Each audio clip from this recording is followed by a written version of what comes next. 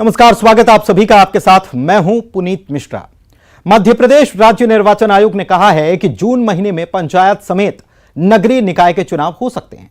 जिस वक्त चुनाव आयोग सुप्रीम कोर्ट से मिली मियाद को पूरा करने में पूरी ताकत से जुटा हुआ है, ठीक उसी वक्त ओबीसी आरक्षण के मुद्दे पर हाथ से निकली बाजी को संभालने की जुगत में सियासी दल लगे हुए हैं। आरोपों का एक दौर खत्म हो जाने के बाद अब कांग्रेस से लेकर बीजेपी तक इसे लेकर है कवायद की बिगड़ी बात को संभाला कैसे जाए। तो पहले कमलनाथ का बयान आया कि निकाय चुनाव में कांग्रेस के 27% उम्मीदवार ओबीसी वर्ग से होंगे। बीजेपी ने भी देर नहीं लगाई। प्रदेश बीजेपी अध्यक्ष वीडी शर्मा का दावा कि निकाय चुनाव के उम्मीदवारों में 27% से ज्यादा आरक्षण देगी बीजेपी। ओबीसी वर्ग की संभाल की फिक्र कितनी कि इस मामले में रिव्यू पिटीशन की तैयारियों को लेकर सीएम शिवराज ने 14 मई से शुरू हो रही विदेश यात्रा के साथ इस यात्रा को लेकर होने वाली तमाम बैठकों को भी रद्द कर दिया। सीएम ने कहा है कि अभी कोर्ट में पिछड़ा वर्ग का पक्ष रखना और उनके हितों का संरक्षण प्राथमिकता है, इसीलिए विदेश यात्रा निरस्त कर दी गई। पर सवाल यह कि उम्मीदवारी में आरक्षण की यह सियासी सौगात ओबीसी वर्ग पर कितना असर दिखा पाएगी। ओबीसी वर्ग के आरक्षण को लेकर लंबी कानूनी लड़ाई में जो हार मिली है, उसे लेकर सियासी दल एक दूसरे पर कितने ही आरोप लगाएं। सवाल यह कि ओबीसी वर्ग की निगाह में इन हालात का जिम्मेदार कौन है और ओबीसी वर्ग का अपना कौन है।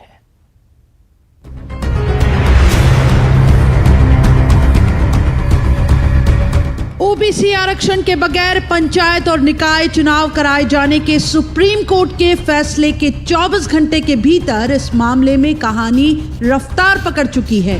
मध्य प्रदेश राज्य निर्वाचन आयोग ने बैठक बुलाई और कहा कि जून महीने में हो सकते हैं पंचायत समेत नगरीय निकाय के चुनाव। हमारी कोशिश ये होगी कि 30 जून तक हम सारे चुनाव खत्म कर दें, नगर पालिकाओं के भी, पंचायतों के भी, सब इलेक्शन समाप्त कर दें। ओबीसी वर्ग को आरक्षण न मिल पाने का आरोप बीजेपी पर लगाती कांग्रेस ने विधानसभा का विशेष सत्र बुलाने की मांग की और ऐलान किया कि पार्टी निकाय चुनाव में 27% उम्मीदवार ओबीसी वर्ग से ही उतारेगी। हमें बीजेपी सरकार से कोई उम्मीद नहीं है। उन्होंने 2 साल कोई प्रयास नहीं किया, कोई कानून नहीं लाए। संविधान में संशोधन हो सकता था कि पिछड़ा वर्ग को आरक्षण मिले, इन्होंने कोई कार्रवाई नहीं करी और इसीलिए सुप्रीम कोर्ट ने ऐसा फैसला दिया है। कांग्रेस पार्टी ने तय किया है कि आने वाले निकाय चुनाव में हम 27% टिकटें पिछड़े वर्ग को देंगे। ओबीसी आरक्षण के मामले में रिव्यू पिटीशन की तैयारी कर रहे सीएम शिवराज ने निवेश को लेकर होने जा रहा विदेश का दौरा रद्द कर दिया। उन्होंने कहा कि अभी कोर्ट में पिछड़ा वर्ग का पक्ष रखना है और इस वर्ग के हितों का संरक्षण प्राथमिकता है। उधर प्रदेश बीजेपी अध्यक्ष वीडी शर्मा ने भी ऐलान कर दिया कि निकाय चुनाव के उम्मीदवारों में 27% से ज्यादा आरक्षण देगी बीजेपी। भारतीय जनता पार्टी के नेतृत्व ने ये गंभीरता के साथ 27 क्यों, हमारे ओबीसी वर्ग के उन हमारे सभी लोगों को जिनको जरूरत है, जो हमारे अच्छे कार्यकर्ता हैं, 27 ही क्यों, 27 से ज्यादा अवसर मिलेगा तो वो भी टिकट देने का काम भारतीय जनता पार्टी का, हमारा जो संगठन है, वो चाहे पंचायत चुनाव होंगे चाहे और भी चुनाव होंगे, उन सारे चुनाव में उसके आधार पर जाने का काम भारतीय जनता पार्टी का संगठन करेगा। ओबीसी वर्ग को लेकर लंबे वक्त से चल रही सियासत में सुप्रीम कोर्ट के फैसले के बाद अब राजनीतिक दलों की पूरी कसरत इस वर्ग को अपना बनाने की है। लेकिन सबसे बड़ा सवाल यही कि सियासी दांवपेच को देख रहा ओबीसी वर्ग किसे अपना मानता है। भोपाल में अनुराग श्रीवास्तव, रंजना दुबे और शरद श्रीवास्तव के साथ bureau report, news 18 Madhya Pradesh, Chhattisgarh. और इधर मध्य प्रदेश निर्वाचन आयोग ने पंचायत निकाय चुनाव की तैयारी शुरू कर दी है। इसको लेकर सभी जिला कलेक्टर्स की बैठक भी बुलाई गई है।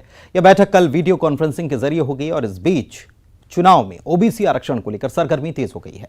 सीएम शिवराज आज ही दिल्ली पहुंच रहे हैं। दिल्ली में वो ओबीसी आरक्षण को लेकर सॉलिसिटर जनरल तुषार मेहता के साथ चर्चा करेंगे। साथ ही वरिष्ठ अधिवक्ताओं के पैनल के साथ भी वो बैठक करने वाले हैं।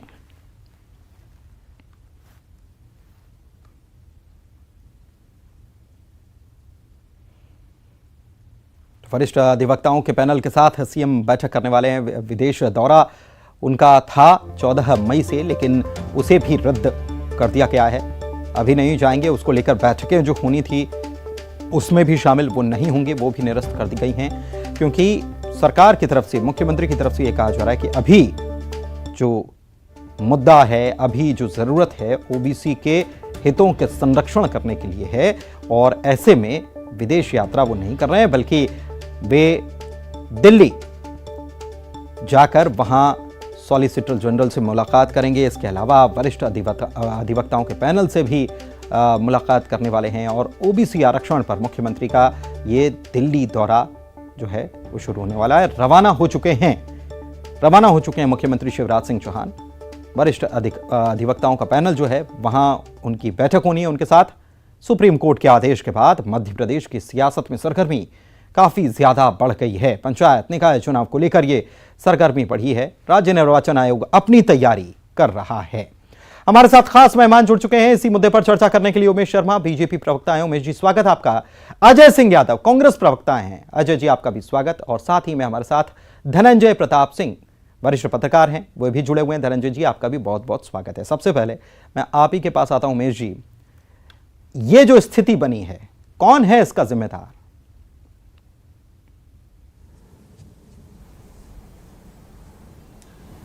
पुनीत जी, इस स्थिति का जिम्मेदार तलाशने के लिए हम जाएंगे तो मुझे लग रहा है कि इसकी शुरुआत करना पड़ेगी जिस समय कमलनाथ जी की सरकार बनी उस दौरान से।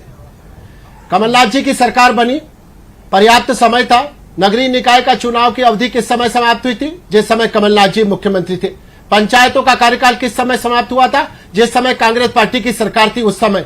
किसका उत्तरदायित्व बनता था कि कार्यकाल समाप्ति के तुरंत बाद चुनाव की घोषणा करी जाए? तत्कालीन सरकार का बनता था। तत्कालीन सरकार मतलब कमलनाथ जी की सरकार, कांग्रेस पार्टी की सरकार।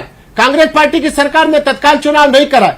तत्काल चुनाव कराना उनकी प्राथमिकता नहीं थी। उनकी प्राथमिकता क्या थी? उनकी प्राथमिकता में था आईफा का इवेंट ऑर्गेनाइजेशन करना, और जिसमें जैकलीन और सलमान खान मध्य प्रदेश के अंदर चहलकदमी कर रहे थे। खैर, यह उनका अपनी प्राथमिकता का विषय नहीं था। उसके बाद एक और भोंडा मजाक मध्य प्रदेश के साथ करा गया। 8 जुलाई 2019 को विधेयक प्रस्तुत करा गया, और विधेयक पर हस्ताक्षर किसके थे? भारत साधक सदस्य उस समय के तत्कालीन डॉक्टर गोविंद सिंह जी, वो महानतम विद्वान नेता जो इस समय कांग्रेस पार्टी के नेता प्रतिपक्ष है। उन्होंने एक विधेयक प्रस्तुत करा विधानसभा में। उस विधेयक में लिखा था कि 27% की आबादी है ओबीसी की, और नीचे मांग करी गई थी कि 27% का आरक्षण दिया जाएगा। अब आप बताइए, भला किसी 27% आबादी को 27% का आरक्षण दिया जा सकता था? ये जो दस्तावेज था, ये दस्तावेज अपने आप में चैलेंजेबल दस्तावेज था, और उसका परिणाम यह हुआ कि न्यायालय के अंदर इसको चुनौती दी गई, और चुनौती हमने नहीं दी। जया ठाकुर कौन सी पार्टी की थी? कांग्रेस पार्टी की घोषित कार्यकर्ता है। किसने कंधे से कंधा मिलाकर सहयोग करा? सैयद जाफर साहब ने। और कौन ने इनको बल्लियों उछाला? विवेक तनखा जी ने। तो एक घटनाक्रम तो यहां घटा पुनीत जी। उसके बाद का दूसरा घटनाक्रम, सरकार का परिवर्तन हुआ, भारतीय जनता पार्टी की सरकार आई, शिवराज जी मुख्यमंत्री बने, साथ में कोरोना चलकर आया, दूसरी लहर से हम लोग निपटे, और जैसे ही निपटे तो केंद्रीय निर्वाचन आयोग ने उपचुनाव घोषित कर दिए। हमने विधानसभा के उपचुनाव निपटाए, और उसके तत्काल बाद सरकार ने अपनी प्रतिबद्धता बताई। सरकार ने कहा कि हम ओबीसी को 27% का आरक्षण देने के लिए प्रतिबद्ध है। सरकार ने चुनाव की घोषणा करी, अधिसूचना जारी हो गई, निर्वाचन कार्यक्रम जारी हो गया, नामांकन पत्र दाखिल हो गए, और ये जो न्यायालयीन कबड्डी खेलने वाले लोग थे ये हाई कोर्ट गए। हाई कोर्ट से हारे तो सुप्रीम कोर्ट गए, सुप्रीम कोर्ट ने भगाया तो वापस हाई कोर्ट आए, एक बार फिर हाई कोर्ट से औंधे मुगरे, फिर वापस सुप्रीम कोर्ट चले गए। ये लिंगरान करने का काम किसने करा? कांग्रेस पार्टी ने करा। उसके बाद जब सुप्रीम कोर्ट ने डायरेक्शन दिया कि ट्रिपल टेस्ट करा, मैं पुनीत जी समाप्त कर दो, पुनीत जी समाप्त कर रहा हूं, एक 30 सेकंड का समय दीजिए। सुप्रीम कोर्ट ने डायरेक्शन दिया कि आप ट्रिपल टेस्ट करिए। हमने सामाजिक, आर्थिक और राजनीतिक तीनों आधार पर 37 जिलों में सर्वेक्षण कराया। 37 जिलों के अंदर हमने सर्वेक्षण कराने के बाद एक पिछड़ा वर्ग कमीशन जो बनाया, उसके गौरी शंकर बिसेन को अध्यक्ष बनाया, उनके माध्यम से ये सारी कार्रवाई करी गई। हमने डाटा इकट्ठा करा, 100 पेज की अपनी रिपोर्ट लगाई, 600 पेज का एनेक्सर दिया, रामजी महाजन आयोग का जो प्रतिवेदन था उसको अंतिम रिपोर्ट में रखा। हमने तो अपनी तरफ से ईमानदारी से कोशिश करी। अब सुप्रीम कोर्ट का निर्णय आया, उस चलिए निर्णय से इस हम बात सहमति में नहीं रखते हैं। हाँ, हम आपने जा अपनी रहे हैं बात रख दी, modification आपका ओपनिंग petition में। स्टेटमेंट था इसलिए मैंने रोका नहीं। इस बात में एक अच्छी और खास बात आपने क्या कह दी मालूम है? आपने कहा कि कोरोना आ गया, शिवराज सरकार जब आई उसके बाद कोरोना आ गया। इसके पहले आप लोग आरोप लगाते थे कि कमलनाथ सरकार के समय कोरोना को लेकर कुछ नहीं किया गया। खैर ये बात तो हम कर ही नहीं रहे, हम बात कर रहे हैं ओबीसी को लेकर के। अजय जी क्या कहेंगे? आपने इतना सब कर दिया, इतना परेशान हो गई सरकार, बताइए 2 साल तक चुनाव नहीं हो पाए। देखिए पुनीत जी, मध्य प्रदेश में आज जो हालात बने हैं उसके लिए पूरी तरह से भारतीय जनता पार्टी की सोची समझी साजिश है, जो भाजपा चाहती थी कि पिछड़े वर्ग का आरक्षण समाप्त हो। आज के हालात का मुख्य कारण है सुप्रीम कोर्ट का आदेश जो कल 10 मई को आया है। इससे कोई इंकार नहीं किया जा सकता, इधर उधर की बातों से कोई मतलब नहीं है। सुरेश महाजन जी की एक याचिका थी जिसके ऊपर ये आदेश आया। आदेश के पॉइंट नंबर 22 में स्पष्ट लिखा हुआ है कि सुप्रीम कोर्ट द्वारा 21 दिसंबर को मध्य प्रदेश सरकार को 4 महीने के अंदर ट्रिपल टेस्ट रिपोर्ट ओबीसी की देने के लिए हिदायत दी गई थी, ठीक है, जिसके आधार पर मध्य प्रदेश में पिछड़े वर्ग का आरक्षण सुनिश्चित होता। हाँ। और सरकार द्वारा 4 महीने में वो रिपोर्ट नहीं दी गई, ठीक है। इसलिए न्यायालय के सामने पिछड़ा वर्ग आरक्षण के समर्थन में ठीक, कोई ठीक, तथ्य ठीक, नहीं थे। ठीक है। न्यायालय को पिछड़ा वर्ग आरक्षण समाप्त करते हुए निर्णय देना महाराष्ट्र की पड़ा। अब तरह, सरकार महाराष्ट्र इधर की उधर की तरह, झूठी महाराष्ट्र बातें की तरह। करे, 4 महाराष्ट्र मई की को तरह जैसा नहीं। किया था। पुनीत जी, तथ्य ये है कि सरकार ने 4 महीने में जानकारी उपलब्ध नहीं करवाई, तो ठीक है, इसलिए वो तो बिल्कुल न्यायालय सामने- को निर्णय नहीं, देने नहीं, पड़ा। वो तो- न्यायालय वो के तो पास कोई अजय जी विकल्प नहीं बिल्कुल था। सामने है। दूसरी तरफ हाँ, वो तो बिल्कुल दूसरी सामने तरफ है। उमेश जी ठीक है, उमेश ठीक जी है। ने अब सर, उमेश अब जी मैं- ने 2-3 झूठे आरोप लगाए। नहीं, मैं नहीं, उनका उस पर जरूर जाएंगे जवाब हम। देना चाहूंगा। उस पर जाएंगे, आपने ठीक है, कहा, जवाब दीजिएगा। पुनीत जी महत्वपूर्ण जवाब है। आपने कहा कि विधानसभा में कांग्रेस द्वारा गलत जानकारी दी गई, 27% आबादी के लिए 27% आरक्षण, जो कि एक टाइपिंग एरर था। विधानसभा से प्रस्ताव पास होने के बाद जो कानून बना, नोटिफिकेशन जारी हुआ, उसमें कहीं कोई एरर नहीं था। पूरी तरह स्पष्ट था कि मध्य प्रदेश में 56% आबादी है और 27% आरक्षण। चलो ठीक है, ठीक है, नहीं, सर, अभी नहीं, विधानसभा से कानून बन गया उमेश जी, तो अभी उस नहीं, टाइपिंग अभी मिस्टेक का कोई अभी मतलब नहीं है। प्लीज। उमेश जी, हमारे आप साथ जैसे एक खास व्यक्ति मेहमान से जुड़े हुए हैं। ऐसी थोड़ा सा मूर्खतापूर्ण ऑडियो टाइम तर्क को की दीजिए। उम्मीद धनंजय नहीं करता प्रताप था। सिंह आप आप पत्रकार जैसे हैं और व्यक्ति धनंजय ऐसी जी के पास चलते हैं। मूर्खतापूर्ण तर्क देंगे। धनंजय अरे यार, जी, आप धनंजय जी, मूर्खता से तुम्हें आपने दोनों आपत्ति है, पक्षों को अजय सुन जी। लिया। अजय जी, आप बहुत विद्वान व्यक्ति हैं। आप गलत तर्क अजय दे जी, रहे आप हैं। बहुत जो विद्वान तर्क व्यक्ति नहीं हैं। है, आप बताइए दूसरों को न्यायालय मत के मानिए, बताइए आप बहुत न्यायालय के विद्वान आदेश व्यक्ति में हैं, इसका आपकी कहीं विद्वत्ता उल्लेख की है। कदर करता हूं। जो बात आपने कही न्यायालय के निर्णय धनंजय में, जी, उसका धनंजय कहीं उल्लेख अजय जी है, आपको मुझे रोकना बता चाहूंगा। दीजिए। अजय जी चलिए, आपको आपने रोकना इस बात चाहूंगा को- प्लीज। धनंजय जी आप सुन पा रहे हैं? मैं सीधे आपके पास आता हूं क्योंकि बहस कहीं और दिशा में चले जाएगी। क्या आपको लगता है कि सरकार की तरफ से जो तैयारी होनी चाहिए थी, सुप्रीम कोर्ट में जो जवाब होना चाहिए था सरकार को जिस मजबूती से, क्योंकि अब रिव्यू पिटीशन की बात कही जा रही है, तो उस तरीके से जवाब नहीं रखा गया, इसलिए सुप्रीम कोर्ट का फैसला आया। और अब जो 27 की बात करने वाले हैं, जो कह रहे हैं कि हम भी 27 दे देंगे, हम भी 27 दे देंगे, कोर्ट में तो जाकर 35 कह रहे थे। धनंजय जी। पुनीत जी, आपने जो कहा उसमें मैं आपको आपने जो बात कही उसमें मैं आपको ये ध्यान दिलाना चाहता हूं कि ये फैसला तो आना ही था। सुप्रीम कोर्ट ने सरकार को एक अवसर दिया था कि आप ट्रिपल टेस्ट करा करके रिपोर्ट पेश करें। सरकार के स्तर पर जो आयोग बना करके, गौरीशंकर बिसेन का आयोग बना करके ट्रिपल टेस्ट कराया गया और उसकी जो रिपोर्ट पेश की गई, दरअसल वो सुप्रीम कोर्ट के पैरामीटर के अनुकूल नहीं थी, जो उन्होंने खारिज कर दी, मान्य नहीं की। सबसे अहम कारण ये था। और सरकार को जो ट्रिपल टेस्ट के लिए टाइम मिला था वो पर्याप्त टाइम मिला था। सरकार चाहती अगर ठीक ढंग से इसकी रिपोर्ट तैयार होती तो हो सकता है कि उसको एंटरटेन कर लिया जाता सुप्रीम कोर्ट में। अदरवाइज आप देख लीजिए, 4 महीने पहले भी सुप्रीम कोर्ट ने यही कहा था महाराष्ट्र सरकार को कि आप बिना आरक्षण के चुनाव कराएं, और मध्य प्रदेश को भी वही कहा है कि आप बिना आरक्षण के चुनाव कराएं। जिस रिव्यू पिटीशन की बात हो रही है पुनीत जी, दरअसल इसमें रिव्यू पिटीशन का प्रावधान बनता ही नहीं है। इसीलिए नहीं बनता है कि ये अंतरिम आदेश है कोर्ट का, सुप्रीम कोर्ट का।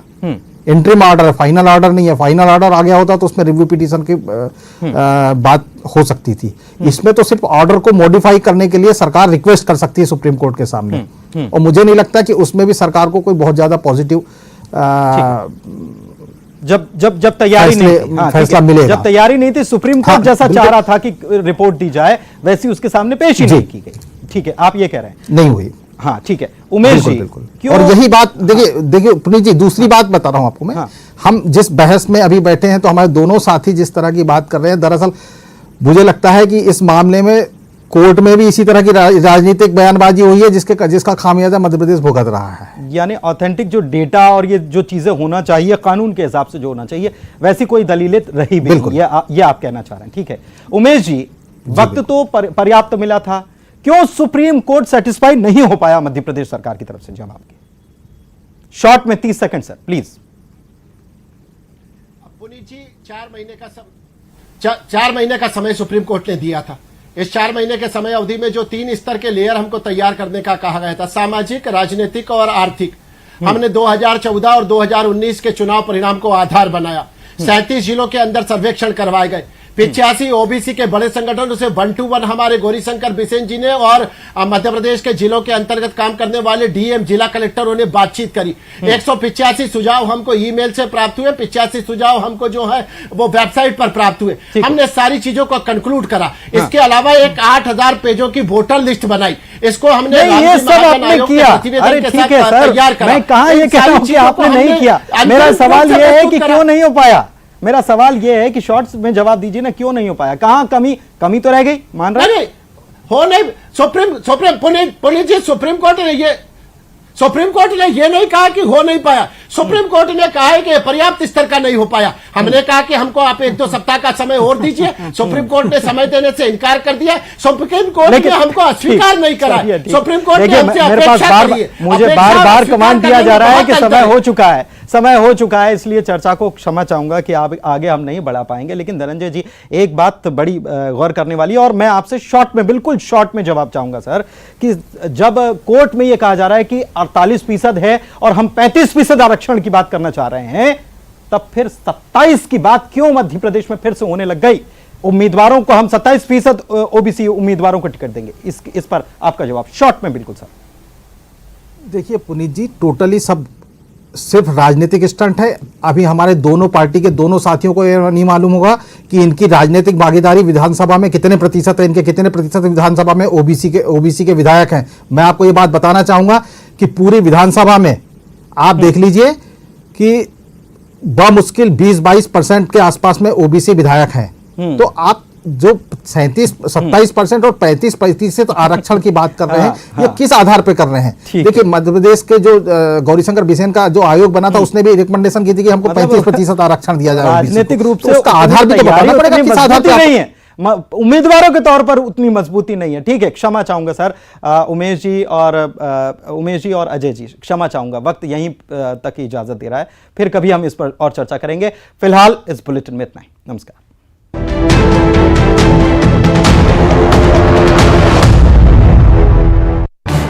इस न्यूज हेडलाइंस के प्रायोजक पेट सफा